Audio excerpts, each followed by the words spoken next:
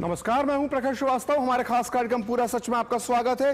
और खबरों की दुनिया में पूरा सच बहुत जरूरी होता है, क्योंकि झूठ से भी खतरनाक होता है अधूरा सच, और उसी तरह खतरनाक होती है अधूरी खबर। इसलिए हर खबर का पूरा सच हम आपको बताएंगे, वो भी तथ्यों, तर्कों और सबूतों के साथ। तो आइए बिना देर किए देखते हैं पूरा सच।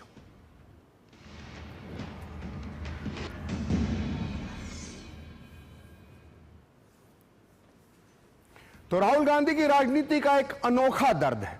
वो पूरी शिद्दत से मोदी सरकार और बीजेपी पर आरोप तो लगाते हैं, लेकिन उनके आरोपों का अक्सर फैक्ट चेक हो जाता है, या कई बार तो उनका पूरा आरोप ही सवालों के घेरे में आ जाता है। इस बार भी राहुल गांधी के साथ यही होता दिख रहा है। आपको याद होगा कि राहुल गांधी पिछले महीने एक वोटर लिस्ट दिखाकर वोट चोरी का आरोप मढ़ने की कोशिश कर रहे थे, लेकिन अब बीजेपी ने इस आरोप का विदेशी एंगल निकाल दिया है। आरोप है कि राहुल गांधी ने तथाकथित वोट चोरी पर जो प्रेजेंटेशन दिया था, दरअसल वो भारत में नहीं बल्कि विदेश में तैयार हुआ था।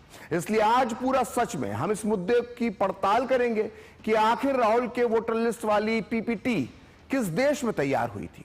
क्या इसमें सही में कोई विदेशी टूल किट का हाथ है, जैसा कि बीजेपी आरोप लगा रही है। साथ ही हम आपको बताएंगे कि आखिर राहुल गांधी पर अक्सर क्यों लगते हैं इस तरह के आरोप।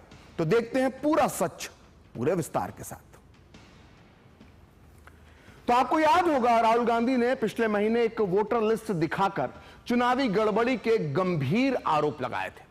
राहुल ने बेंगलुरु लोकसभा सीट की महादेवपुरा विधानसभा क्षेत्र की वोटर लिस्ट दिखाकर यह साबित करने की कोशिश की थी कि बड़े पैमाने पर वोटर लिस्ट में गड़बड़ी की जा रही है। इस वोटर लिस्ट को दिखाने के बाद राहुल गांधी चुनावी राज्य बिहार रवाना हो गए और वहां उन्होंने एक वोटर अधिकार यात्रा निकाल डाली। राहुल गांधी, कांग्रेस और उनके सहयोगी पिछले करीब 50 दिनों से इस वोटर लिस्ट को भुना रहे थे, लेकिन अब राहुल गांधी की इस वोटर लिस्ट पर एक बहुत बड़ा सवाल या निशान लग गया है। यह दावा किया जा रहा है कि राहुल गांधी की यह वोटर लिस्ट भारत में नहीं बल्कि विदेश में तैयार हुई है। सोशल मीडिया पर एक हैंडल खुरपेच ने जांच के बाद यह दावा किया है कि राहुल गांधी ने जिस वोटर लिस्ट को जारी किया था वो भारत में नहीं बल्कि भारत के पड़ोसी देश म्यांमार में बनाई गई थी। इस खुलासे के बाद बीजेपी ने राहुल गांधी और कांग्रेस के खिलाफ मोर्चा खोल दिया है। बीजेपी का आरोप है कि राहुल गांधी विदेशों से संचालित होते हैं और संवैधानिक संस्थाओं के खिलाफ जानबूझकर भ्रम फैला रहे हैं।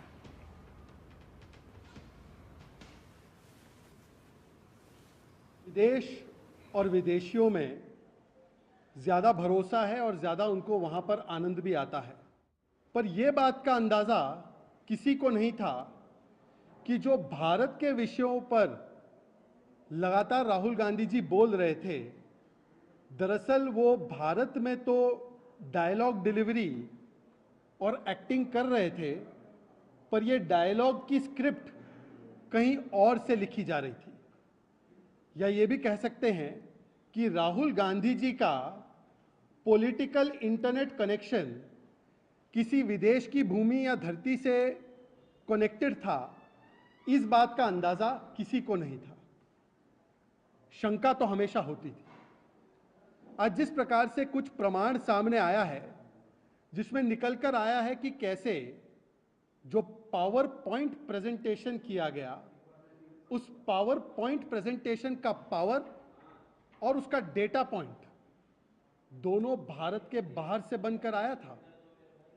और ये ऐसा टेक्निकल अनडिनायबल प्रूफ है जिस पर लाख लीपापोती करने के बाद भी, जिस पर लाख जस्टिफिकेशन देने के बाद भी उस डेटा को छुपाया नहीं जा सकता कि डेटा जो बेटा के हाथ में आया था वो दरअसल फॉरेन या विदेश की धरती से लेता। तो ये तो आपने सुने बीजेपी के आरोप। अब थोड़ा इस मामले का बैकग्राउंड समझ लीजिए। आपको याद होगा 7 अगस्त 2025 को राहुल गांधी ने एक प्रेस कॉन्फ्रेंस की थी। इसमें उन्होंने वोट चोरी का मुद्दा उठाया, यानी चुनावों में वोटों के साथ छेड़छाड़ की बात कही। उन्होंने कहा कि लोकतंत्र खतरे में है और इसके सबूत के तौर पर उन्होंने कुछ दस्तावेज जारी किए। ये दस्तावेज अंग्रेजी, हिंदी और कन्नड़ भाषाओं में थे। उनका कहना था कि ये दस्तावेज यानी वोटर लिस्ट साबित करती है कि कैसे सत्ता पक्ष यानी बीजेपी वोटों को चुरा रही है। राहुल गांधी ने इन दस्तावेजों की पीडीएफ फाइल यानी इस पूरे वोटर लिस्ट की पीडीएफ फाइल अपनी आधिकारिक वेबसाइट rahulgandhi.in पर अपलोड कर दी और इस तरह से ये दस्तावेज पब्लिक डोमेन में आ गए और इसी के बाद शुरू हुई इन दस्तावेजों की जांच और पड़ताल। तो सोशल मीडिया प्लेटफॉर्म ट्विटर के खुरपेच हैंडल का यह दावा है कि उन्होंने इन दस्तावेजों का जो मेटा डेटा है वो निकाला। और आपको बता दें कि मेटा डेटा का मतलब होता है फाइलों के पीछे का डेटा, जैसे ये फाइल कब और किस समय पर और किस टाइम जोन में बनी है। तो मेटा डेटा चेक करने पर यह मालूम चला कि यह राहुल गांधी द्वारा पेश किए गए दस्तावेज म्यांमार के टाइम जोन यानी +6 पर बनी है। यह तो आप जानते ही होंगे कि म्यांमार भारत से सटा हुआ देश है, लेकिन इसका टाइम जोन भारत से 1 घंटे आगे है, यानी GMT +6.30 आवर इसका होता है। भारत का कितना है? 5.5 घंटे, इसका है 6.5 घंटे। तो मेटा डेटा चेक करने के बाद यह दावा किया जा रहा है कि दस्तावेज भारत में नहीं बल्कि विदेशी सिस्टम पर तैयार किए गए। और मजेदार बात यह है कि ये एडोब इलस्ट्रेटर सॉफ्टवेयर से एक्सपोर्ट किए गए थे। यहां यह भी समझने वाली बात है कि VPN से समय क्षेत्र यानी टाइम जोन नहीं बदला जा सकता, क्योंकि सॉफ्टवेयर सिस्टम क्लॉक पर निर्भर करता है। ऊपर से ये फाइलें गूगल ड्राइव से शेयर की गई तो मेटा डेटा बरकरार रहा। दावों के मुताबिक इन दस्तावेजों को फाइनलाइज करने में बेहद कम समय लगा। इसका अंग्रेजी वर्जन सिर्फ 29 सेकंड में तैयार किया गया, हिंदी वर्जन 31 सेकंड लगे इसको तैयार करने में और कन्नड़ा वर्जन को लगे 37 सेकंड। सवाल यह भी है कि इतने कम समय में तीनों भाषाओं के दस्तावेज आखिर कैसे बन गए। इसलिए बीजेपी का कहना है कि यह कोई घरेलू काम नहीं बल्कि विदेशी हाथों का कमाल है। अब बीजेपी के कई नेता इसे राहुल गांधी का international vote theft tool kit कह रहे हैं। तो बीजेपी चाहे जितने भी दावे कर रही हो, लेकिन कांग्रेस ने इन सारे दावों को सिरे से नकार दिया है। कांग्रेस की प्रवक्ता सुप्रिया श्रीनेत ने एक्स पोस्ट में दावा किया कि यह प्रेजेंटेशन भारत में ही बना है और टाइम का जो फर्क दिख रहा है वो सिर्फ सॉफ्टवेयर की गड़बड़ी है। उन्होंने विदेशी सोर्स के दावों को पूरी तरह से खारिज कर दिया है। वहीं कांग्रेस नेता राहुल गांधी जल्द ही वोट चोरी का सबूत देने की बात कह रहे हैं। सच्चाई है और हम आपको दिखाएंगे। हिंदुस्तान के युवा, आप अच्छी तरह सुनिए। सच्चाई है कि वोट चोरी करके सरकारें बन रही हैं। हम गारंटी करके आपको प्रूफ देने वाले हैं। बीजेपी के लोग एजिटेट हो रहे हैं, मैं उनसे कहना चाहता हूं आप एजिटेट नहीं होइए, क्योंकि हाइड्रोजन बम जब आएगा सारा का सारा साफ हो जाएगा। तो Rahul so called hydrogen bomb की बात कर रहे हैं, उसी तरह के दावे तो कर रहे हैं लेकिन बिना किसी ठोस सबूत के। इसी वजह से बीजेपी का आरोप है कि राहुल गांधी बार बार न सिर्फ देश बल्कि विदेशी धरती से भी भारत की संप्रभुता पर हमला करते रहे। इतना ही नहीं, बीजेपी राहुल गांधी पर सोरोस स्पॉन्सर्ड दस्तावेजों और रिपोर्टों के आधार पर भारतीय संसद को बंधक बनाने का आरोप भी लगाती है। तो पहले आप सुनिए राहुल गांधी पर बीजेपी के आरोप और राहुल से सवाल, फिर हम आपको बताएंगे बीजेपी ने इन आरोपों के पीछे क्या कहा है और क्या है इसका पूरा सच। ये कोई पहली बार नहीं है कि राहुल गांधी जी को भारत के बाहर से कोई प्रेरणा मिली हो भारत में भारत की संवैधानिक संस्थाओं पर सवाल और ट्रस्ट डेफिसिट क्रिएट करने के लिए। आपको याद होगा कि राहुल गांधी का तो ऑफिशियल बयान है कि we have to fight the Indian state. फिर आपको याद होगा कि जब राहुल गांधी जी विदेश गए थे तो एक नहीं अनेकों बार उन्होंने भारत की संवैधानिक संस्थाओं पर सवाल निशान करते हुए कहा है कि India's democracy is dead and I am wondering why the guardians of democracy are not intervening. मतलब कि सीधे सीधे भारत की संप्रभुता पर सवाल खड़े कर देना और संप्रभुता पर हमला भी करने का काम राहुल गांधी ने किया है। पार्लियामेंट आप लोग कवर करते हैं, पार्लियामेंट के हर सेशन से पहले एक सोरोस स्पॉन्सर्ड और सोरोस गाइडेड डॉक्यूमेंट या रिपोर्ट जैसे ही आता था तो कांग्रेस पार्टी और खासकर राहुल गांधी उस सोरोस स्पॉन्सर्ड डॉक्यूमेंट को लेकर भारत की संसद को हॉस्टेज बनाने का काम करते थे और सुप्रीम कोर्ट में फिर उस पूरी बात पर कुछ निकलता नहीं था। और सोरोस के कुछ लोग तो भारत जोड़ो यात्रा में भी राहुल गांधी के साथ सीधे शामिल हो गए।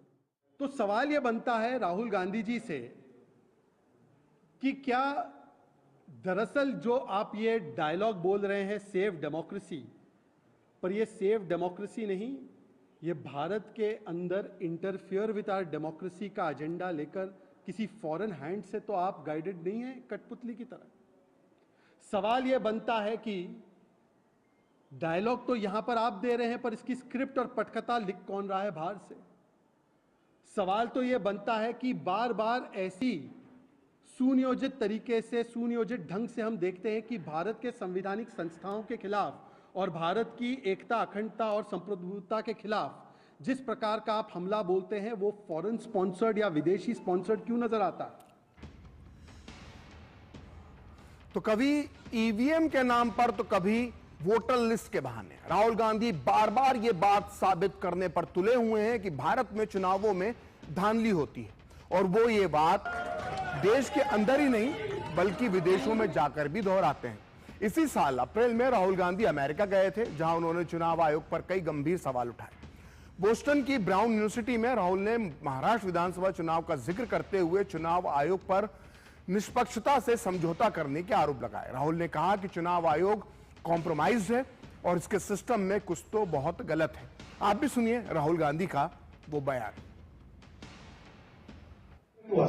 That the election commission is compromised. It's very clear that there is something very wrong with the system. We've said it. We've said it publicly. I've said it multiple times. I've said it in press conferences. तो BJP ने आज राहुल गांधी के कई पुराने विवादित बयानों का जिक्र किया है, और इन्हीं में से एक बयान है इंडियन स्टेट के खिलाफ लड़ाई वाला। तो इसी साल जनवरी में कांग्रेस पार्टी के हेडक्वार्टर के उद्घाटन के मौके पर राहुल गांधी ने इंडियन स्टेट के खिलाफ लड़ाई की बात कही थी।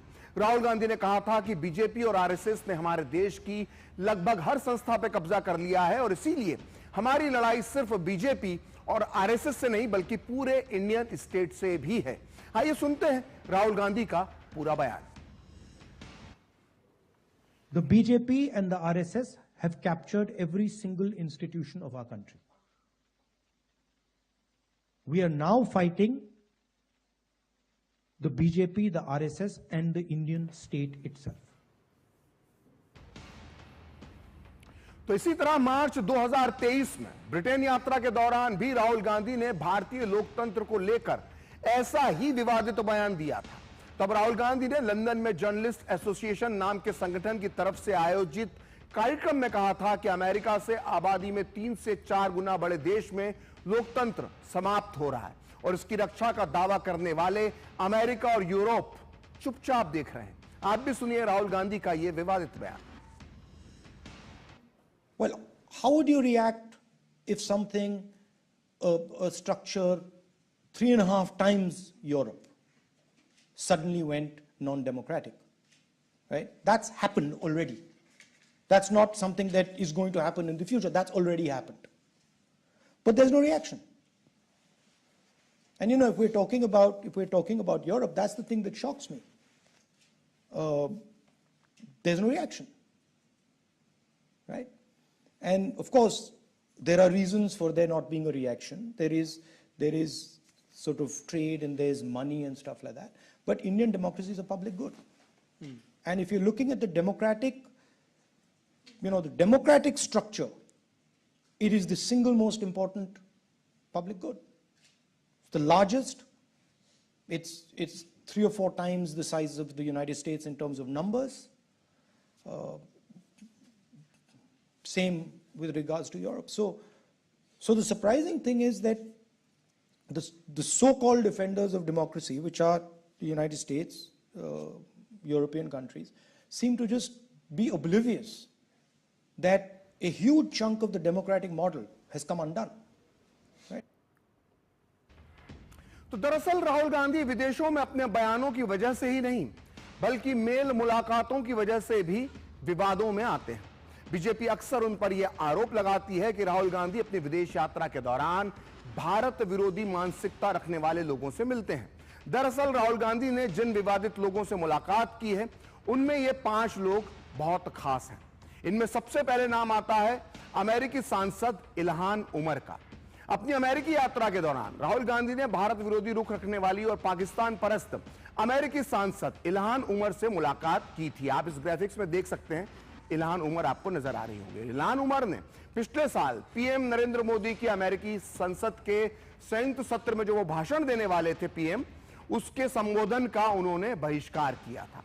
और भारत की तरह ही इल्हान उमर इजराइल के विरोध के लिए भी सारी दुनिया में जानी जाती हैं। कट्टरपंथी इस्लामिक विचारधारा का उन्हें माना जाता है।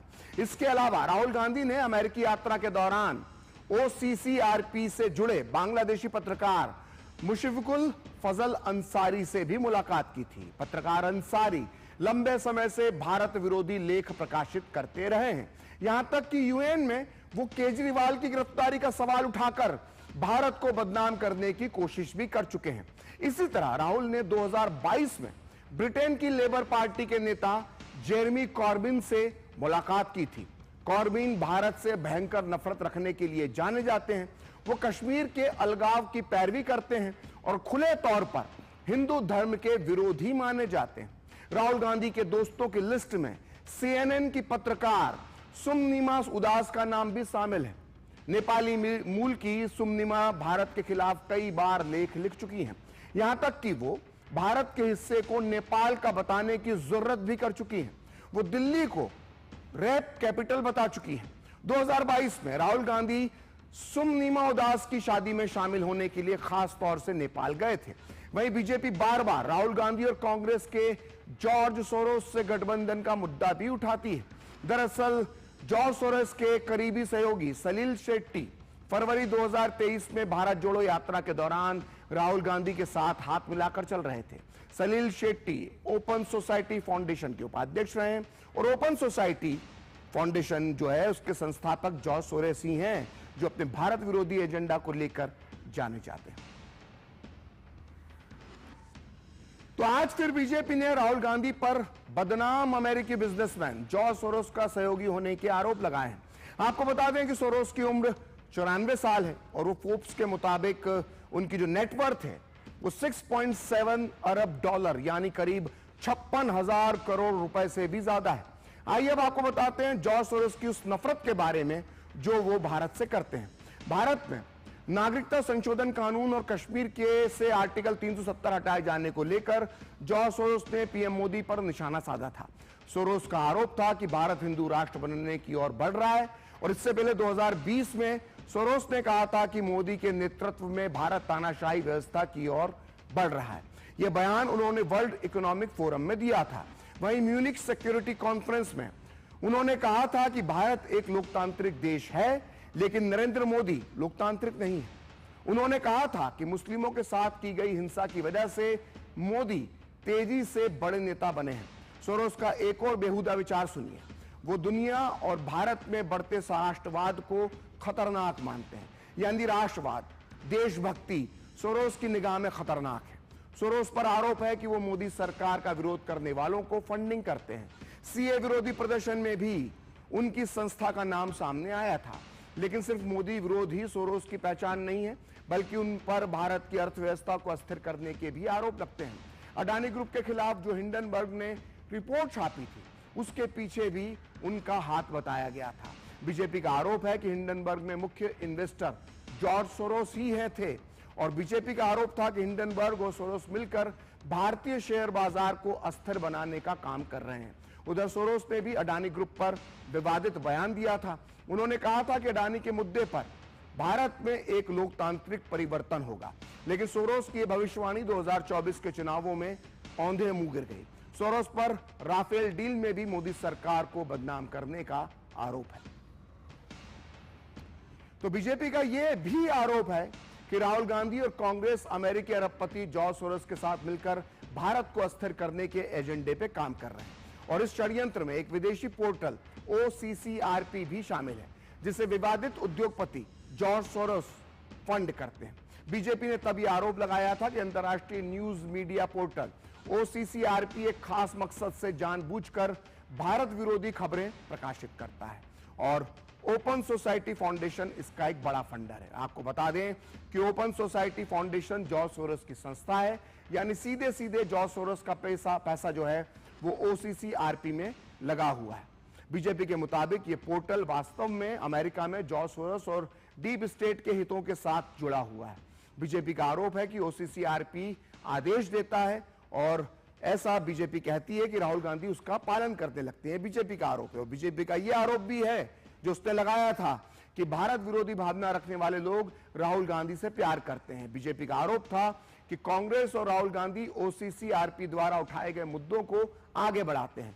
मिसाल के तौर पर 1 जुलाई 2021 को OCCRP ने एक खबर प्रकाशित की थी कि ब्राजील ने भारत से कोवैक्सीन के लिए $324 मिलियन सौदे से हाथ खींच लिया है।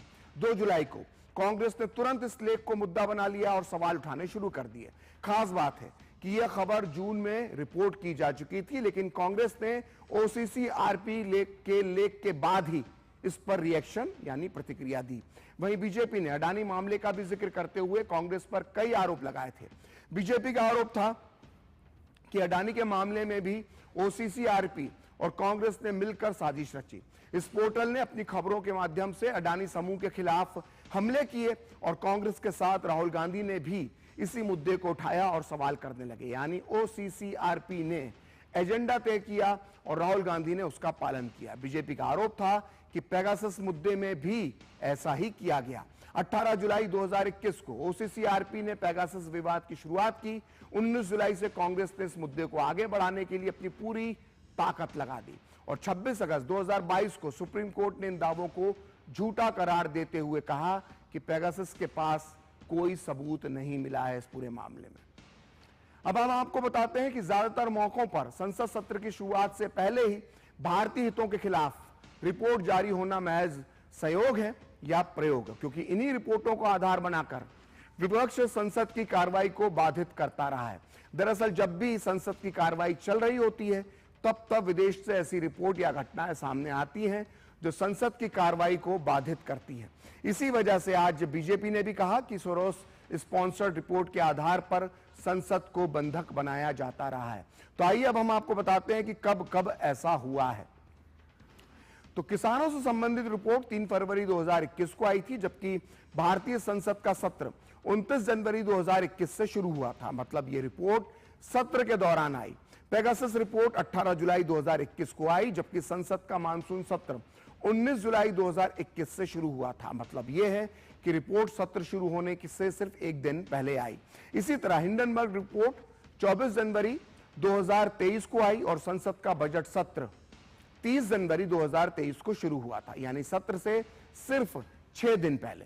और बीबीसी की डॉक्यूमेंट्री की पहली सीरीज 17 जनवरी 2023 को और उसका दूसरा पार्ट 24 जनवरी 2023 को रिलीज किया गया, जबकि उस वक्त संसद का सत्र 30 जनवरी 2023 से शुरू हुआ था।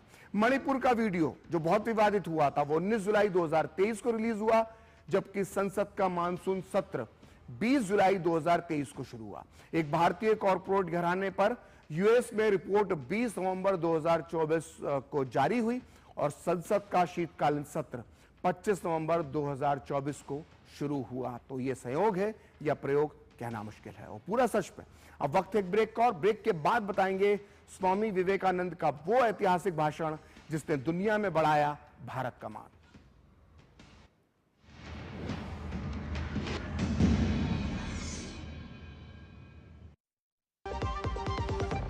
दादी के हाथों का जादू और खुशबू से महकता घर। MDH गरम मसाला, असली मसालों से भरा हूँ मैं, क्योंकि हर रिश्ता है स्वाद से जुड़ा। जन जन का रखे ध्यान, टीबी मुक्त भारत अभियान। पौष्टिक आहार है टीबी के खिलाफ सबसे बड़ा हथियार।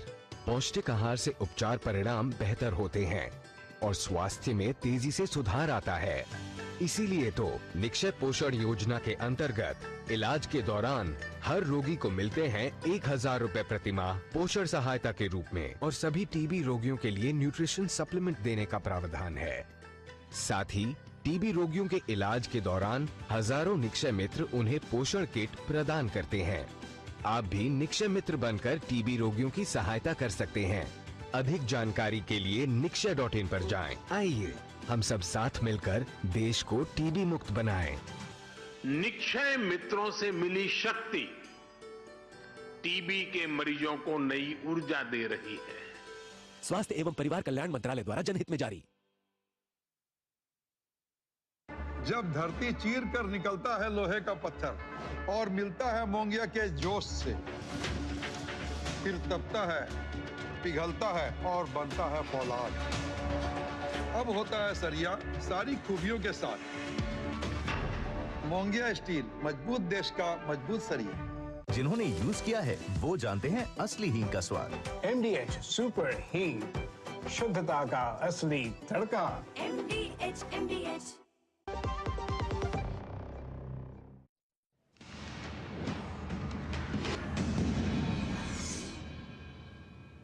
तो ब्रेक के बाद पूरा सच में आपका फिर से स्वागत है और बात आज से 132 साल पहले की है, जब स्वामी विवेकानंद ने अमेरिका की यात्रा की थी।